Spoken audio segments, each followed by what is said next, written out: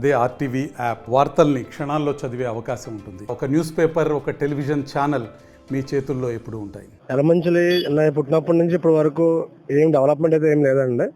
Present మనకి ఇప్పుడు ఎలమంచిలో main last 3 months before 10 years నుంచి కంప్లీట్ అవ్వని ఫ్లైఓవర్ కంప్లీట్ అయింది.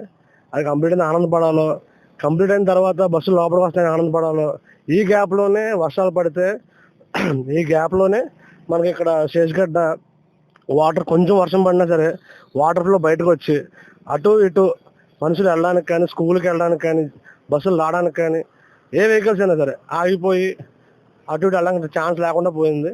దీని పరిష్కారం ఏవైతే ఉందో ఎమ్మెల్యే గారికి చెప్పడం జరిగింది అందరూ.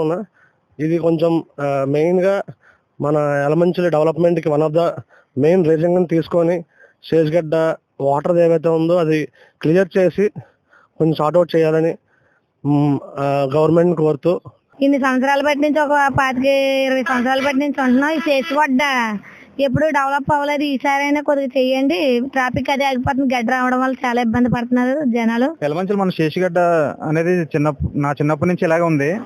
ఇది వాటర్ వస్తే వర్షాలు ఎడదెరపుగా పడిస్తే మాత్రం వాటర్ అనేది వచ్చి మన ఫైర్ ఆఫీస్కొని చైతన్య స్కూల్ అన్ని ముంపుకి గురవుతున్నాయి. దీనిపై ఎమ్మెల్యే గారు కూడా మనం చెప్పడం జరిగిందండి. ఆయన సకాలంలో స్పందించి దీనిపై శాశ్వత పరిష్కారం చేస్తారని చెప్పారండి.